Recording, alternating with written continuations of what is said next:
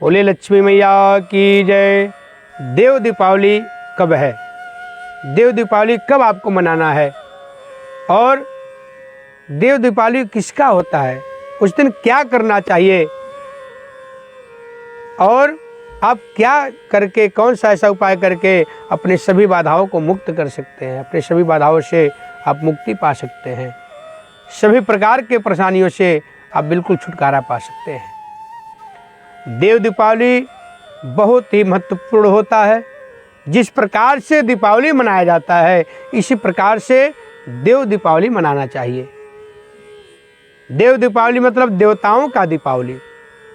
जैसे आप लोग दीपावली मनाते हो, जिस दिन भगवान श्री रामचंद्र वापस आए थे अयोध्या में अपने घर और अपने नगर में, अपने राज्य में, तो उस दिन से एक प्रथा चल गई है दीपावली मनाने का। इसी प्रकार देव दीपावली मनाया जाता है और दोनों ही कार्तिक महीने में ही पड़ता है।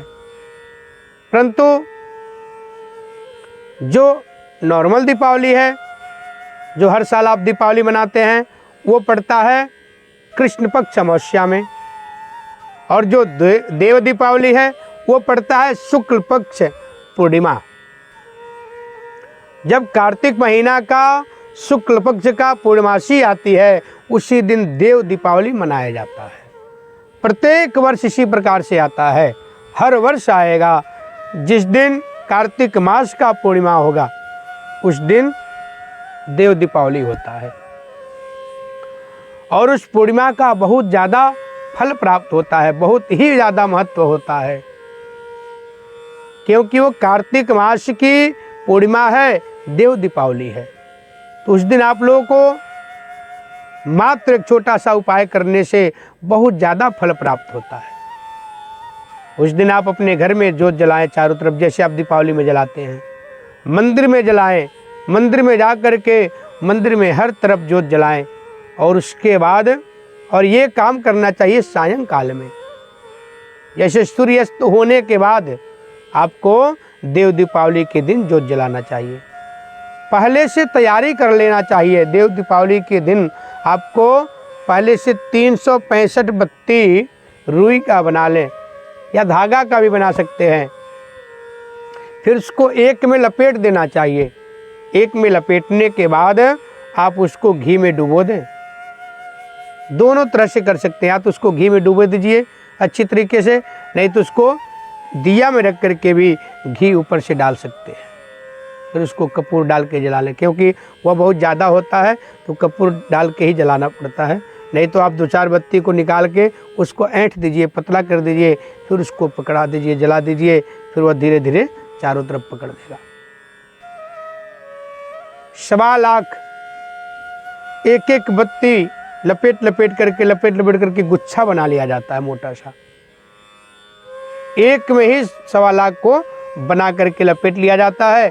वो आपको 1.25 लाख का फल प्राप्त होता है। नारियल को काट करके 2 टुकड़ा कर लेना चाहिए और उसी में उस 1.25 लाख बत्ती को रख करके ऊपर से थोड़ा सा गुड़ और बतासा रख करके हल्का सा उसको प्रज्वलित कर देना चाहिए।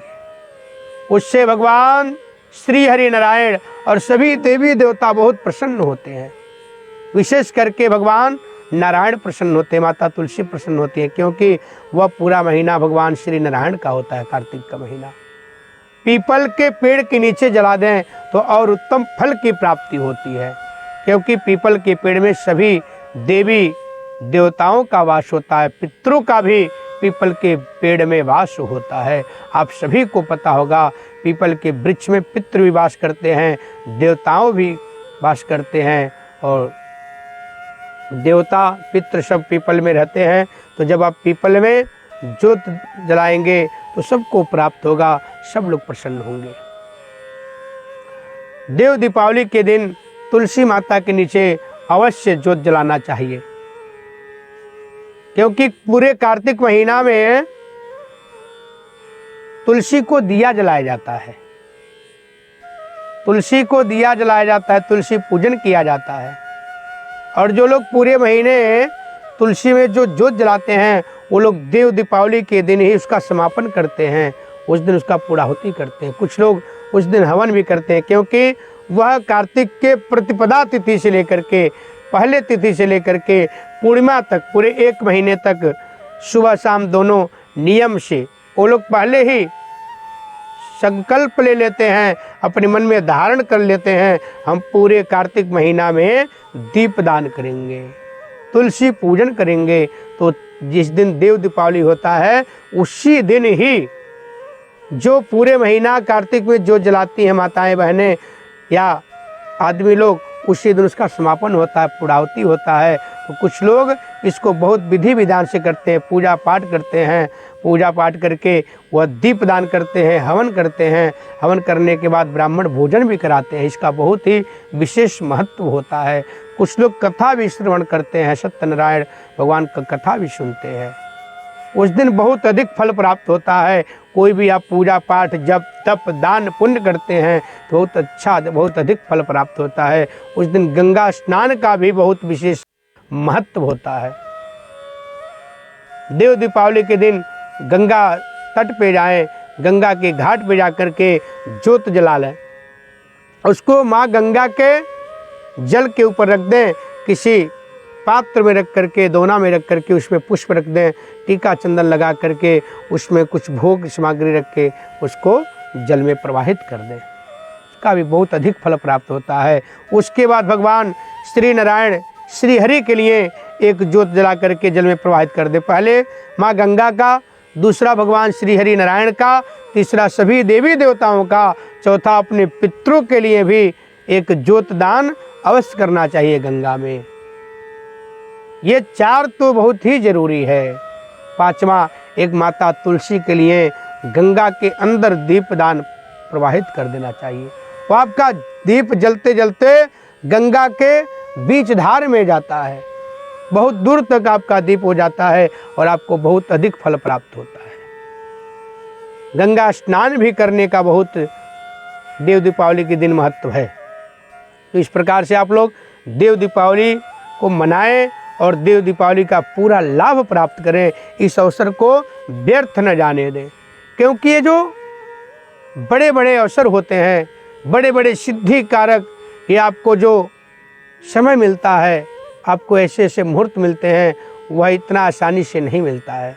इसको कभी व्यर्थ नहीं जाने दिया जाता है, इसका पूरा लाभ लें, क्योंकि क्षण क्षण से बूंद बूंद से घड़ा भरता है। जब आप इसी प्रकार से थोड़े थोड़े पुण्य करेंगे तो वह एक बहुत बड़ा रूप धारण करेगा और आपके ऐसे समय में काम आएगा जो आप कभी सोच नहीं सकते हैं। आप लोग कहते हैं ना, हम बहुत संकट में थे, लेकिन कोई आकर के वहाँ पर खड़ा हो गया, मुझे जैसे लगा स्वयं श्री हरि भगवान नारायण ही आकर के, परमपिता परमात्मा ही आकर के मेरा वहाँ पे सहयोग किए। तो ये सब इसी का पुण्य का, जो हम लोग दान पुण्य करते हैं, पूजन पाठ करते हैं, सत्कर्म करते हैं, किसी का सहयोग करते हैं, किसी को हम कुछ दान देते हैं, उसका फल स्वरूप होता है। यही आपको फलीभूत होता है। जब आप किसी कष्ट में पड़ते हैं, कोई आपके साथ दुर्घटना हो जाता है, कोई या करके खड़ा हो जाता है, इसी पुण्य का प्रताप होता है, पुण्य का फल होता है। तो मेरा यही आपसे कहना है, थोड़ा थोड़ा पुण्य अवश्य करना चाहिए, दूसरे का कल्याण करना चाहिए, दूसरे के काम आना चाहिए। तो आप लोग को ये वीडियो कैसा लगा कमेंट के माध्यम से अवश्य बताएं। और भी कुछ आप जानकारी लेना चाहते हैं तो आप हमसे नीचे दिए हुए नंबर पर कॉल पे संपर्क कर सकते हैं और जानकारी ले सकते हैं। बोलिए तुलसा मैया की जय।